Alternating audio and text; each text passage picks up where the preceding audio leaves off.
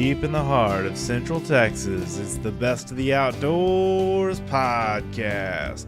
Brought to you by Texas Fishing Game Magazine, the voice of the Texas outdoor nation. I'm your humble host, Dustin Von Warncke, author, outdoor writer, videographer, speaker, blogger, podcaster. Look, happy to be here. Happy you're with us.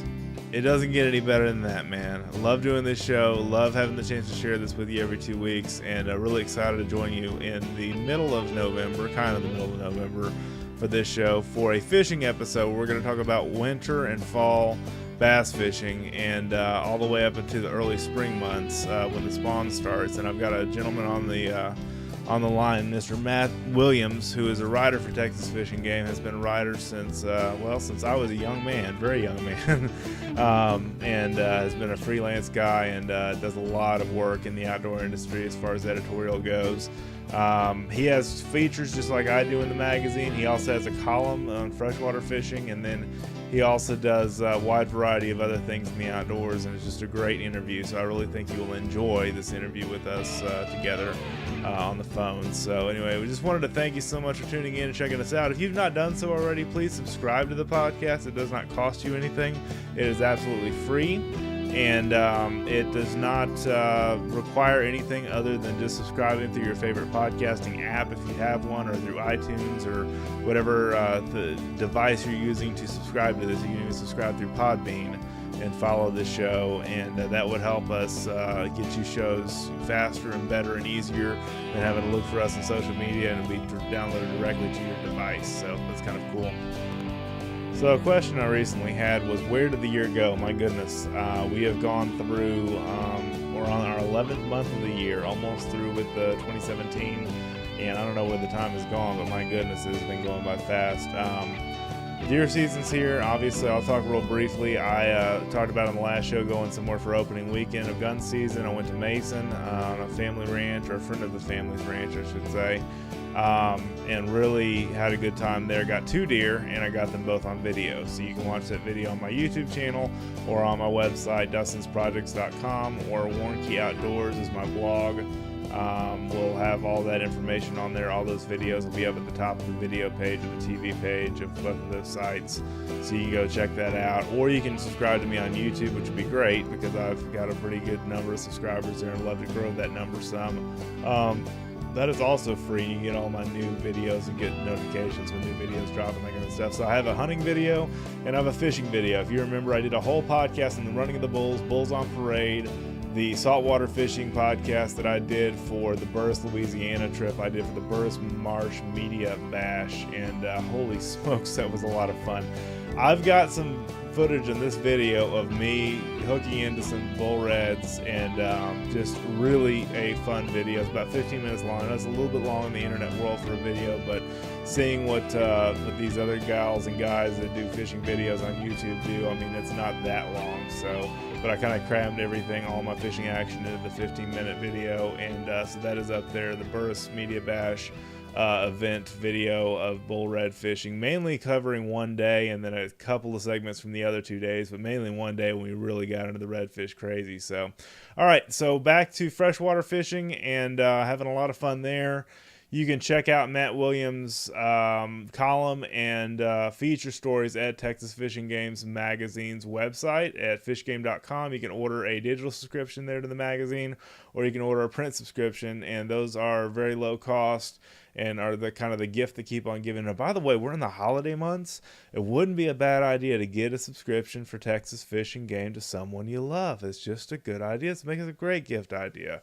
So definitely check out fishgame.com for that and the rest of our content. We have 3 different newsletters I'll talk about at the end of the show to remember to subscribe to those as well. And this week, before I release this show, I am going to another fishing event in Louisiana. This one's just south of New Orleans, and I don't know what we're going to be fishing for there, but it should be a lot of fun. It's the first annual fishing event for this particular group, so I'm excited to be invited to that and represent the Texas Fishing Game colors, wave our Texas Fishing Game flag over there. So anyway, here's my interview with Mr. Matt Williams. Joining me on the phone is Mr. Matt Williams from Texas Fishing Game, one of our awesome columnists and feature article writers. How are you doing today, Mr. Matt? I'm doing good, Dustin. Awesome. Thanks so much for joining us. Chester Moore, our editor-in-chief, has been on the podcast many times. Told me to give you a call this time of year to talk about fall bass, as we're in November now. We talked about a lot about hunting stuff these last couple of shows. I wanted to go into some fishing stuff because that's certainly a pertinent thing this time of year. Mr. Matt, would you please tell us about yourself, just kind of how you got started in the outdoor industry and your work with Texas Fish and Game? Dustin, I've been an outdoor writer since 19. I wrote my first magazine article when I was a senior in college at Stephen F. Austin State University in 1986. Oh my goodness! I'm not going to tell you how old I was in 1986. Yeah. But I've kind of set my sights on doing this. When I was in school and started. I guess I had the first and only outdoors column in the Stephen F. Austin newspaper when I was in college as a journalism major, but I've been pretty much doing it ever since. I started freelancing full time in 1990, and been grinding it out, man. That's really cool, and I started certainly a lot later in life than you did. I started in my late 20s, early 30s, just kind of testing out my outdoor writing skills. And then I kind of got real serious about doing this about 6 years ago. And, I write features. I'm sure you've seen some of those. And then obviously I watch your features all the time and read those. And your column, it's always important to read about learning stuff. And I mean, I love this business, and I just love sharing this with other people, which is why I do this podcast every 2 weeks. Yeah, it's a neat way to make a living. I mean, you kind of get to do what you love, and hunting and fishing has always been my passion ever since I can remember, and it's kind of it's a rewarding career. As you well know, you don't get rich doing it, but right. You can if you hustle and get your work done and do good stuff, you can make it. Yeah, sure. No, absolutely. And it's great for anybody that's aspiring to do stuff like this. I mean, I'm thinking of writing my next book on how to be successful in the outdoor industry, how to get sponsors, pro staff positions, that kind of stuff, because I'm pretty big in the hunting world for pro staffs and sponsors and that kind of stuff. But fishing, I do some stuff in, but just not as much as I do in the hunting world. But it's definitely a great industry. There's a lot of competition in it, but I mean, I love where it's at, and I love seeing new people come to the sport and kids getting involved and that kind of stuff as well. And one of the things I think you really did well with is a lot of your profiles of pro anglers. I've watched read some of your columns and read some of your feature articles in the magazine about how, kind of a profile of the pro angler. Would you give us a little bit about that? You talking about some of the guys that were in this, that's been in it for years yes. and years and years? Yes. Oh, I mean, it's yeah. I've followed this sport, like I said, ever since the late 80s, and I've watched it kind of evolve into what it's become today, and it has changed so much. It has. It's the electronics and the amount of technology and the knowledge of these guys now is awesome. But some of the old school guys, your Tommy Martins and Zell Rowlands and Lindell Martins, and they're still at it. And I mean, yes. Tommy Martin is going on. I think Tommy's going to be 76, 77 years old this year, and he's still fishing tournaments. And it's just incredible. That guy's a machine. Well, yeah. Go, keep going. I'm sorry. Oh, I mean, he can fish from daylight to dark and never slow down. He still has a stamina after all these years. That's great. Oh yeah, no doubt about it. And there's some of them that have hung it up, but there's several of them that are still pretty active in the sport. You're never too old to fish, right? Never too old to fish. But I'll tell you what, fishing competitively nowadays, you better be with it, because these right. guys will beat your brains out. Well, and that's the thing that I don't know. I'm sure you kept up with the Bassmaster Classic this year. I certainly did because it was based here in Houston. And to think Jordan Lee's, he's like 26 years old at the time he won it, and he spanked everybody. I mean, it was a close win, but I mean, he still did an incredible job at 26 years old on Lake Conroe. Didn't you think so?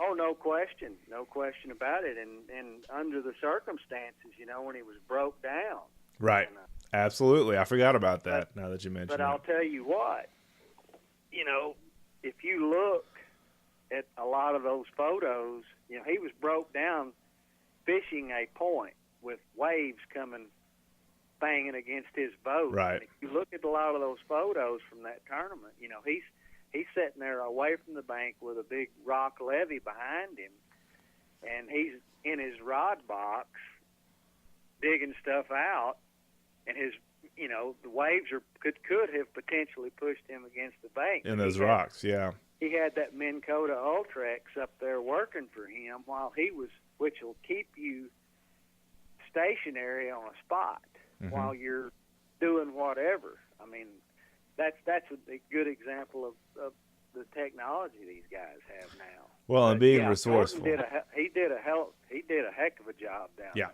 I thought he did too. Yeah, even when he's broke down, he's still figuring it out, and that's what you got to do. You got to grind for it these days, because everybody else wants that prize. So. He milked that spot for what it was worth. Right. You find those isolated places like that, and I'm here to tell you, if you find the right spot, you can do well. Yes, absolutely. No, that's great. So, give us some fall bass tactic. Fall bass tactics, I guess, if you will, and just some things to do this time of year in the freshwater world for getting out there and getting it done. Well, I mean, during the fall of the year, in a normal year, it's when your lakes are at their lowest point of the year because of, summer evaporation, lack of rain and whatnot. And on lakes with grass, Hydrilla, I'm just going to use Hydrilla as an example because that's what people talk about when they're talking about grass. But like on a lake like Rayburn and Toledo Bend and Lake Nacogdoches and Pinkston and a lot of the lakes here in East Texas that have grass, that grass is going to be matted on the surface now because the lakes are typically low, and they're dropped down. They're not as low as they normally are for this time of year, but several of them are low, and the grass is in fantastic shape on a lot of these lakes. And during the fall, you have a lot of fish that go up the creeks. That's where the shad head up the creek. Yes. And fishing creeks is a very good way to locate bass this time of year. You just have to put the trolling motor down and fish right along the edges of the creeks. And I mean, there's any number of ways that you can catch fish this time of year when you're fishing the edges of the creeks. You cast a Texas rig, a lot of topwater action. There's a lot of schooling activity going on off and on right now. Right. Several of the lakes. And another good way to catch them is flipping a big jig, a big, 1 ounce, ounce and a half jig, or a heavy, heavy sinker Texas rig, with a big weight, and flipping vertically in that grass. But there again, it's just a matter of covering water and, fishing down the outside edge of that grass. And your grass needs to be fairly deep on the outside for that to be effective. 9 to 12 feet, and you're just basically punching down through the grass, making a vertical presentation. And you get on. If you find a group of fish, I mean, a lot of times you can catch. I mean, I know guys that have caught 25 or 30 pounds out of an area as big as a pickup truck, and catching them just in rapid fire when two guys are fishing a team tournament. One after another. Wow. That's called getting in a scrape. That's what they call that. I never heard it put that way before. It's an old fishing Terry term. Oldham kind of kind of coined that phrase out at Lake Amistad years ago, you know, and when it had a lot of the deep grass in it, and I mean that's what I mean. I'm not joking. These guys can go out there; they'll have 3 or 4, you know, 6 to 8 pounders in the boat at the same time, but you have to get them when they're fired up. Sure. To do that, you know, but that's you know, lot, like I said, a lot of topwater fishing going on right now. Swim baits, you know, swim jigs, you know, there's just a lot of different ways you can catch them in the fall because the water temperatures are cooling down. After a long hot summer, you know, we're finally starting to get a little bit of cool weather. It doesn't seem like it can make up its mind what it wants to do. I'm wearing shorts right now, and it's almost middle of November. You know, yeah, we'll be wearing sweats and sweat tops next week probably. But finally, you know, you know, as this water cools off, you know, when it starts getting into the 50s, that's when you're going to have a lot of rattle trap action going on, and it's going to be good all the way through the winter. I mean, on a lot of these lakes, it's phenomenal. I love it. A lot of people think the fish all go deep during the fall, and that's not the case. No. Sure, there's fish out there deep, but if a lake has hydrilla, those fish are not going to leave it. You know, they're just not. I've caught them, you know, out of 3 feet of water when water temperature be, you know, 50, 49 degrees. Really? Goodness. Yeah. I mean, winding that rattle trap as fast as you can wind it. Right. You know, but, just cranking it back. You know, when it comes out of that grass, the lipless crankbait, it'll hang in the top of the grass, and whenever you jerk it out, it makes it kind of flutter off wildly to one side or the other, and it kind of creates a situation when you get what they call a reaction strike. Right. I've heard that, yeah. Yeah, and very effective way to fish during the wintertime if you've got grass. Okay, if you got hydrilla in there. Like, unlike some lakes with the grass carp have eaten all the grass, like Lake Austin, I bowfished that not long ago, last year around this time, around September, October, and holy smokes, they have just cleaned that lake out of cover. You know, it used to be a fantastic bass lake. It's a shame, man. I know. I knew you were going to say it was a shame, too. That's a very touchy subject. I know it is. It was very controversial. I've seen it's happened on... It's happened on Conroe multiple I was going to times. say Conroe next. Absolutely. Yeah, it's happened. And they put these triploid, you know, non-reproductive carp in there, and then they reproduce somehow because you see little carp all over the place, you know? So, I don't know. Well, I mean, a lot of times what happens is, you know, they'll put X number of fish in there for X number of acres of coverage area. Sure. Okay, and well then, the next summer you have a terrible drought. Well, it drops the water level down, and so you no longer have that many acres of hydrilla that needs to be controlled. It kills off. You still got the same amount of fish in there. Right, and they have less cover. Well, I mean, there's more fish than there is available stuff for them to eat, you know, because the low water takes care of the grass. If they would leave hydrilla, I've seen it. It takes care of itself, you know. But a lot of people that live around these lakes, you know, they don't like it around their boat docks. Yes. And their boat slips, and all they've got to do is go get a politician. And, you know, he'll start yanking purse strings, and next thing you know, it's gone. Yeah, and it's all gone. That's what happened on Austin. I've seen it happen. Yeah. Lake Austin is a good example. No, it is, and that's a recent thing. And they just recently, last September in 2016, opened up Lake Austin to bow fishermen and anglers for grass carp. My guide on that lake, Marty McIntyre, he drives down from Belton all the time to go fish down there, had for a while, and he fished Town Lake and in Lake Austin, and he said, man, the trees are stripped of their green leaves and stuff, because the fish have to jump out of the water to eat, to anything that's green and vegetation. So all the vegetation from about, I don't know, 2 feet or less is all stripped off of the trees because of all the grass carp eating, because they're hungry, Oh yeah. So.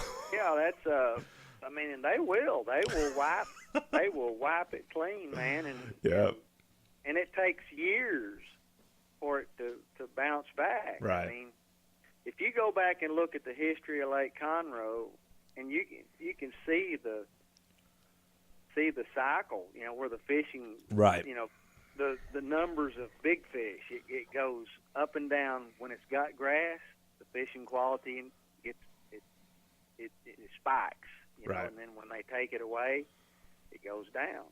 And that happens on any lake. Yes, that happens on any lake where that takes place. I mean, whether you have high water will that's a natural control method for that hydrilla. Sure. High muddy water takes away its sunlight, so it's naturally going to get knocked back. Right. And I mean, grass benefits the fishermen it doesn't only it's not only good for the fish, but it also enables the fishermen.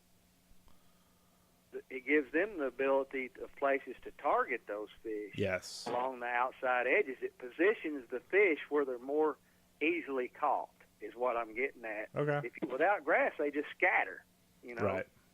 Or they'll be around brush piles, and, unless you know where brush piles are, you have to spend a lot of time looking for them. But hydrilla, positions the fish so they're easier to catch. No, that's a very good thing, biologically speaking. And what are your favorite go-to top waters for this time of year, and then for your regular baits? You mentioned lipless cranks like a rattle trap, and I've caught a lot of bass on rattle traps over the years. I love those things. Your traps and your those eerie rattling vibes. There's just the one knockers. There's all kinds of good lipless crankbaits on the market, and while we're talking about them, I'll give you, got people a good tip. Every one of those lipless crankbaits makes a different noise. The rattle trap makes a real high pitched, but then you have your one knocker. It's more of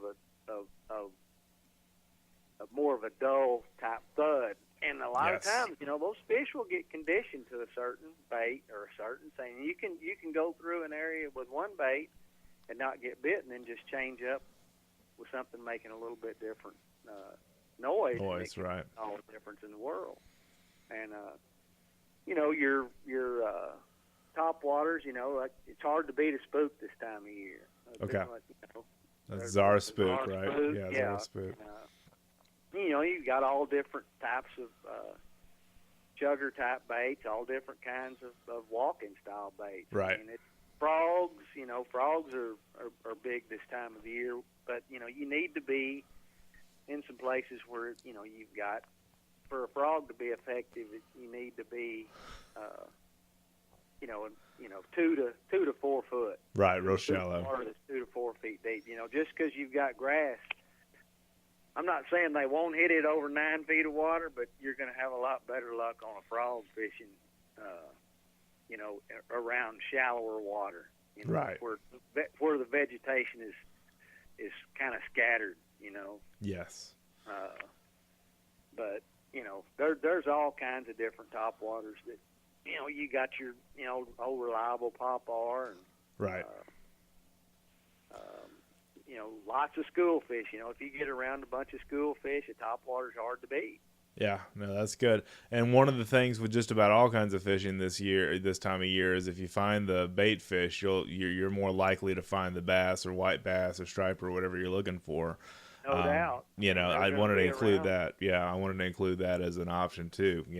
Find those bait fish. One of the guides we talked earlier before the show started about Alan Henry having Alabama bass. One of the guys that I talked to, Norman Clayton, on that lake, he's really big about finding the balls of bait. and fishing those up in the main creeks, because that lake is really full of a lot of, main lake creeks coming off of the areas there, and it really is is an awesome little lake. But they have that's what he's really big about, is finding those balls of bait and fishing over them, or fishing close to them.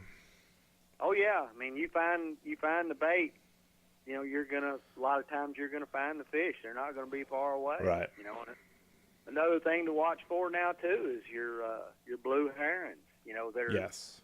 If you're going up one of these creeks and you see a heron or two perched on a stump on the edge of that creek, and he's watching that water right around him, there's more than likely bait around there, and there could very easily be some schooling activity that takes place right in there. But right. Those blue herons will tell you a lot if you'll watch them and learn from them. I've often heard that. I understand, like in striper fishing and that kind of stuff, at least you follow the seagulls, you follow the birds, and you'll find the fish. Yeah, you see them, diving down and getting those wounded shad, yeah. off the surface. But right. This is a whole different. No, I know it is. I just wanted to say, watching the birds is important, no matter the size. If they're little seagulls or they're big blue herons or whatever the case may be, egrets or whatever. No doubt about it. Yeah. So. But I'll tell you another little scenario people need to, especially fishing. I said there's a lot of fish shallow, but there's also a lot of fish out deep right now. And sure. A lot of times you can find these fish with your electronics, and a bait that can be deadly right now is just a little half 3/4 ounce spoon. Yeah. I mean, you can wear the fish out if you find a big group of fish. I mean, the way electronics are now, it's if you spend the time just going out and using your maps, and following these contour lines with downscan, you can locate some groups of fish, and you can back off from them and just sit there and wear them out. And ease up on it, yeah. One right after another. Wow. They may not always be big. Right. But you'll get some action. You can have a lot of fun this time of year. I love throwing a spoon. It's going to be that way all the way through winter. All the way through. So all the way through when the spawn starts in March, are you thinking, or are you thinking earlier than that? Oh, you're going to have a lot of fish that's going to start moving up, to spawn. Depends on what part of the state you're talking right, about. Right, naturally. Down south at Falcon and places like that, those fish will move shallow, starting in January, because right. It's warmer down there. But lakes here in East Texas, the spawn, you have a lot of pre-spawn activity starting in late January, early February. Of course, the meat of the spawn always takes place in March and April here in this part of the country. The further north that you go, the lakes tend to warm up slower because they're further north. So, they may have they'll have a later spawn, the right. further north that you go. But these lakes, they don't all run up there and do their thing at the same time. They'll spawn from March all the way through,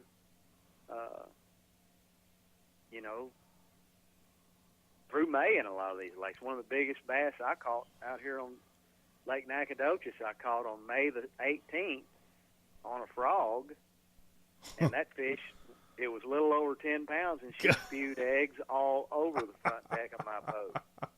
And that was in mid-May. That's a horse of a fish, too. Oh, my goodness. Yeah. Especially to catch on a frog. Yeah, on a frog, for sure. I bet that wore you out. Yeah. Get the net. But, yeah. The spawn is, it's February through March, and April, on the majority of the lakes in this part of the world. Right.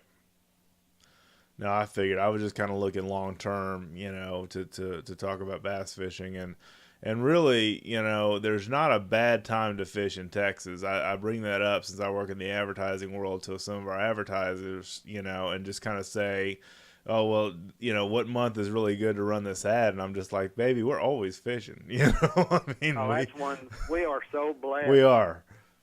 Here in Texas, we've got one of the most progressive inland fisheries divisions in the country, to look after our lakes, and I'm Yes. so thankful for that. We've Yes. got some good biologists, some good leaders in Austin.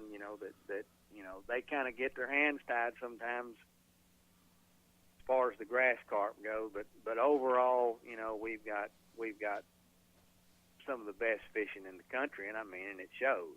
Yes. I just don't know when and if we're ever going to net another state record. That's kind of up in the air. I don't know. We've got a lake here outside of Nacogdoches where I live called Lake Nacogdoches, and it opened for fishing in 2012, and they have done everything textbook they could to produce a new state record in that Some lake. big bass, yeah. They've stocked it with brood fish, and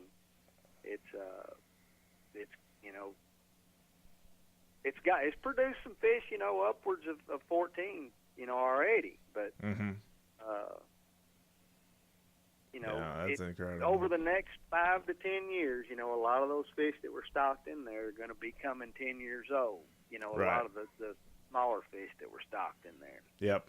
The fry. And it's going to be the tail of the tape over the next 5 to 10 years. We shall see. A lot of those fish that are getting of the age to be big. Right. And, See how big they grow. Yeah. yeah.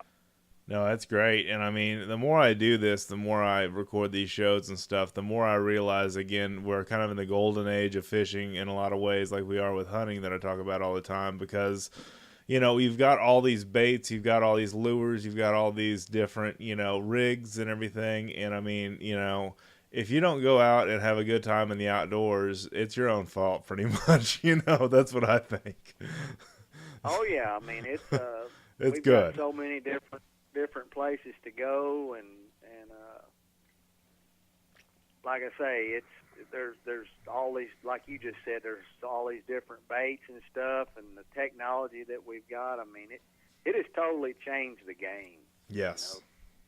Yes, it has. It's like complaining, especially when these guys fishing these offshore places.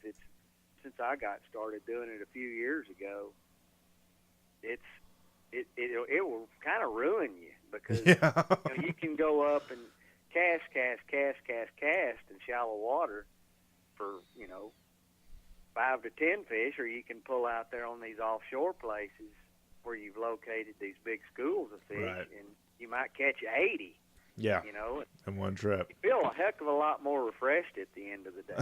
I'm sure you do. Except your arms are hurting a little Yeah, bit. you're a little sore the next day. Mm-hmm.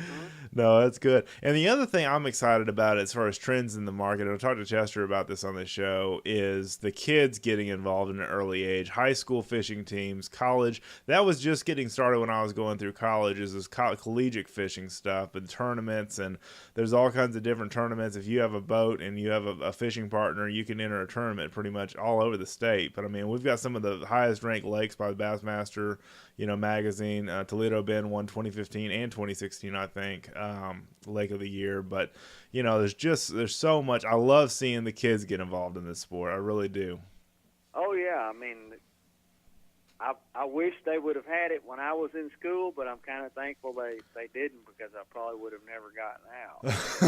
You still be at CMF often. Especially about the college deal. Yeah, because I was right here in the middle of it when I was going to school, and right. I spent more time on the water and in the woods than I did probably in the classroom when I was down here. You were destined to become an outdoor rider. That's it. Oh yeah, but it was but yeah, these kids now, that high school fishing is getting huge. Yeah, it is. It's huge, and the college deal. It's these guys. It's enabling them, a lot of kids, to be able to kind of get out and get involved in fishing that otherwise wouldn't have had the opportunity. Yes. That's my point exactly, is just the opportunities are so much more abundant for kids that want to get involved and get hooked in the sport, are a lot more, abundant now than they used to be, and it continues to grow that way. In fact, I want to say, and you may have been part of this, Chester told me we wrote 5 different features on collegiate or high school bass fishing in 2016 alone. The coverage there, and we got a lot of positive feedback from readers saying, hey, keep up the good work on this, because this is the kind of stuff we want to read about, is passing this on to the next generation, which I talk about just about every show. How important that is to transfer that knowledge down to our next generation that's coming up in the world of the sportsman. Oh, no doubt. And I mean, it doesn't just have to be, as far as high school fishing goes. Right. You've got, I'm working on a story right now about, getting started in bass fishing. Yes. I carried, just this past week, I carried my great nephew fishing, and he's a senior in high school up in Dallas, and he had never thrown a bait caster his whole life. Huh. And I carried him out here, and and he really did extremely well. Within, he fished we fished for probably 6 hours, and he backlashed twice, which is incredible. That's really good. Of course, that says a lot about our reels that we have now, yes. too. But anyway, what I'm getting at is you don't necessarily have to be involved in the high school fishing, but if you know a kid, take them. Yeah, sure. Take them, especially if they show an interest in it. Take them, at least give them a shot. Give them some decent equipment to fool around with, and some decent instruction to go with it. Yeah, no, I agree. Yeah, I was talking to a friend of mine the other day, and he told me that he grew up. He never, when he was young, he had never fished a spinning reel. He never fished a spin cast reel. He started out.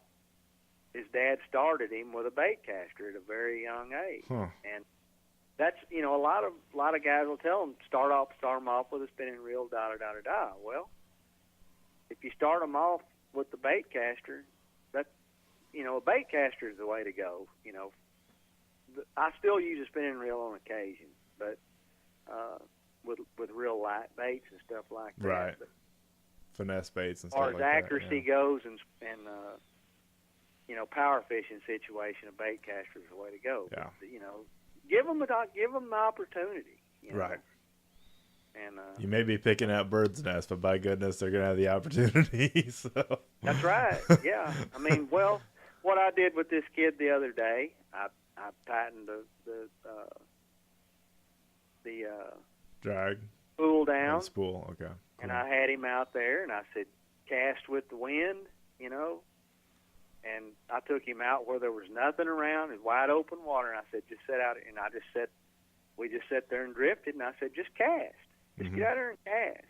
And then we'll go fishing, after, 20 or 30 minutes of this, and he got got his timing down, and good. And, then we went on up and fished around some targets, some hydrillas and some stumps right. and stuff like that. But, I mean, you can learn a lot in your backyard, just casting, That's great. No, that is wonderful to see that. And one of my favorite fishing stories when I was growing up, I forget, I must have been in my adolescent or early teen years, and my dad was teaching me how to throw a topwater, and I've got an 8-year-old now that I'm teaching kind of bass fishing lessons, the chatter baits and topwaters and all that other fun stuff, crankbaits and those kind of things. And I was throwing a little frog, and this is an old school. This is back in the late 80s, early 90s, an old school bait, kind of a plastic frog, and it had kind of the 2 hooks that come down, out of the bottom of it. And he was trying to teach me how to cast sideways. So I cast it sideways without any, he was in the front of the boat, I was in the back of the boat. And I didn't watch where my cast was going. And those 2 barbs of that hook got right into his back. Oh, I was like, oh, Lord, I got to watch what I'm doing. And we still laugh about that story, man, because he said it looks like he had a snake bite on his back because those 2 hooks hit him. So right. But he was okay. They didn't stick in. It just left a little mark. And he said, boy, that was one of your best casting stories you can tell your kids now, So yeah, I had a lot of fun doing that, though. So. I mean, I don't know. That you gotta,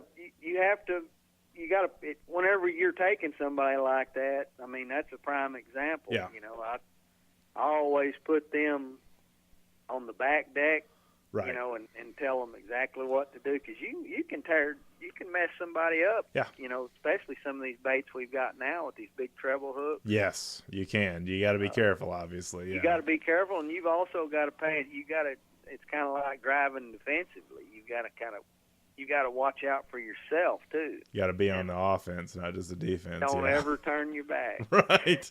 That's a good one. But no, I always want to bring up the safety part on this show is just, you know, to put, you know, newcomers to the sport, kids and that kind of stuff in a safe place. And, you know, one of the highlights of my summer was white bass fishing with Royce Simmons on Lake Richland Chambers. And that's a fantastic lake. I think it's the third largest lake in the state. And it was just a great time because the guide really spent time with my son teaching him how to fish a topwater, teaching him. And I know this was on a bass, you know, wasn't largemouth bass, but it was bass regardless. And sure. But just the time that he spent with my son was just, I mean, that's an incredible guide right there, you know, and that's awesome. So yeah, Richland Chambers is good. It's loaded with white bass. You right. know, that's a good lake to go. You know, that's the thing about, you know, white bass is if you can catch them like you're talking there, you know, and catch them schooling or whatever. Yeah, that's what we were doing. Yeah, so you can. It's a lot of fun, and they're pretty brawny little fighters too. Yeah, Roy said if God ever made a fish for kids, it would have been the white bass, you know, because they're not necessarily easy to catch, but they're so much fun. And there's just constant fast action, and kids absolutely eat that up. So I definitely suggest folks take their kids, you know, white bass fishing or, you know, just as an introduction, you know, kind of with a guide. That's a really cool idea. But man, I love getting folks started in the sport. So. Mm-hmm. Yeah, that's what it's all about, you know. Absolutely. I remember, you know, when I got started, it was just it's one of those deals that if it sticks with you, it sticks with yes. you. If it doesn't, you know, there's some folks it's just not their cup of tea. You right. know, it's right. like anything else. But yeah. If you ever get infected with it, you know, whether we're talking freshwater fishing or saltwater or whatever, you know, it's a good wholesome sport. It is. That doesn't discriminate against, you know, age, gender, or whatever. Anybody can fish. Yeah, you know, absolutely. No, that's definitely a good thing. I know I'm taking a little bit of your time here, so I don't want to keep you too much longer. Do you have any final points for our listeners? Because I don't want to keep you on, you know, that much longer because I know you need to go. Oh, you talking about as far as fall fishing goes? Yeah, as far as fall fishing and just the basic patterns and that kind of stuff. I mean, I think we've about covered it, okay. Dustin. I mean, I think you did a good job. You've got fish shallow and you've got fish deep, right. you know, and you've got fish at mid-range depth ranges. It's just a matter of covering water around the right types of cover. Right, and structure. You know, I was going to say structure, and you and I said it at the same time. Yeah. Get around the bait fish. Get around the bait fish. Find the bait fish. You know, if you'll watch a lot, especially on a still day this time of year, you'll see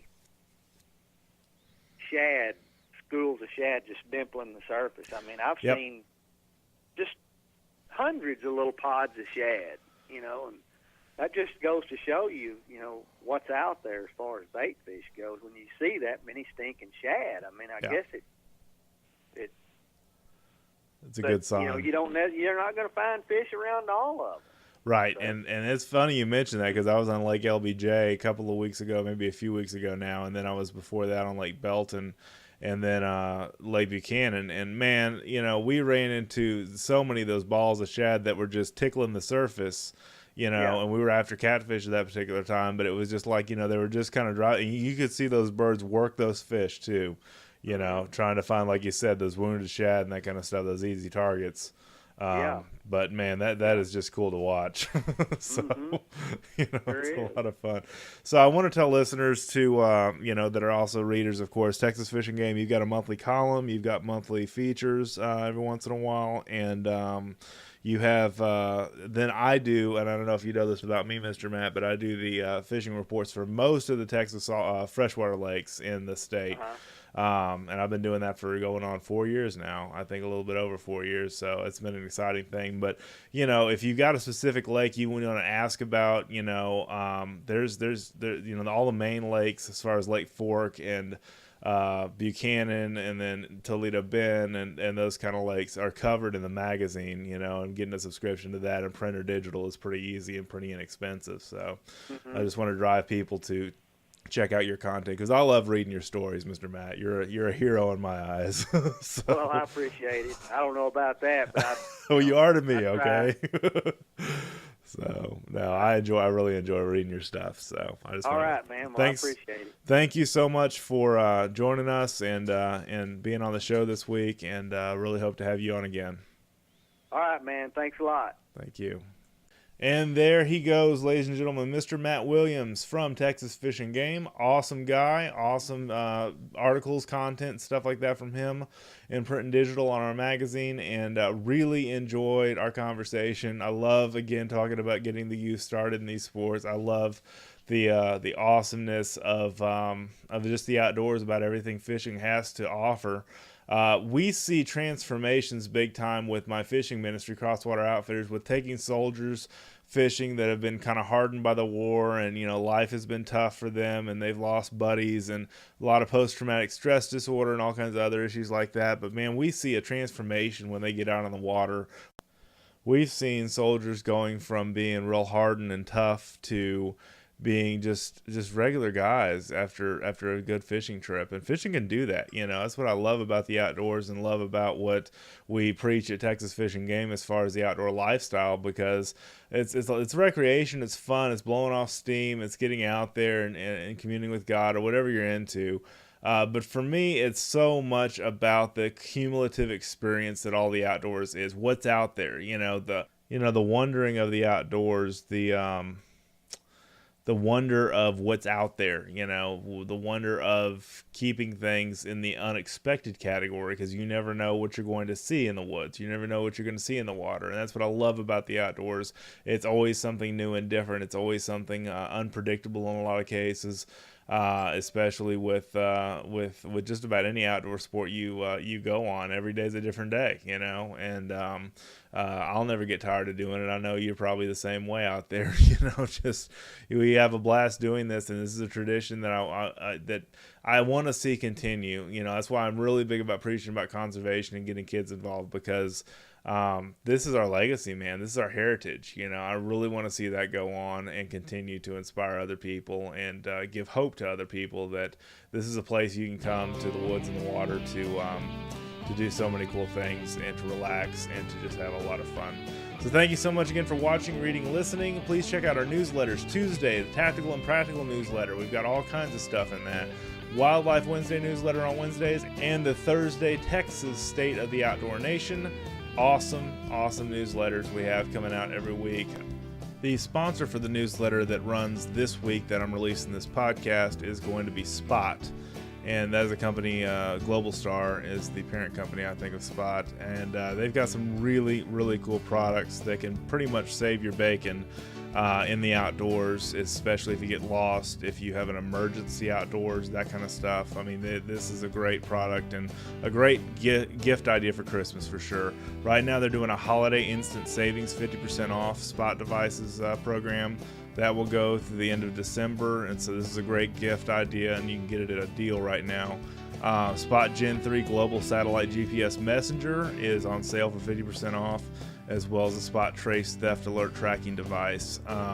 That's also 50% off. Those are fantastic prices on technology that is just awesome for protecting your stuff and tracking your stuff down if it gets stolen or anything like that, and also saving your bacon if you get lost or an emergency out in the woods or the water, offshore or in the mountains, or offshore when you're fishing or whatever the case may be. There's a lot of different places you can carry this with you and use the device, which works off satellites and other technology to help you stay safe in the woods. So anyway, check them out at findmespot.com. Be on alert for this email that's in the email newsletter at fishgame.com. This is the link that you click to get the 50% off savings. And if you need to, email us through the website. To get that email, you can email me directly at dwarncke@fishgame.com. That's dwarncke@fishgame.com, and I'll send you the email with a link that you can click on and get the 50% off the spot devices. Also, this week, which is the week before this podcast releases, I have another deal with Skull Hooker, and they've been a sponsor of the podcast before in the past, and I wanted to let you know that they're having a Black Friday Cyber Monday sale, so that's still going on this week when this podcast releases, and 10% off and flat rate shipping. Use code TGF17. That's code TGF17, TGF17, and you can check them out at skullhooker.com, and they have a shop link. You can check out our skullhooker.com/shop, and you'll check them out. I really recommend these guys if you have a European mount. I know a lot of Texans love to do skull mounts, European mounts, Euro mounts, whatever you want to call them, on their walls and on their tables. And they have a table hooker, they have a little hooker, they have a big hooker, they have a bone bracket. They've got all kinds of different stuff for mounting horns or mounting full skull European mounts with horns on their website. So now that we're approaching the holiday season, I at least wanted to give a plug to Spot and Skull Hooker, since they're both running promotions with us, to go check them out. And I'll have links, like I say, in show notes that will that'll bring you right to those places for the sales. So anyway, thanks so much again for watching, reading, listening. Have an awesome day in the outdoors. We'll see you next time.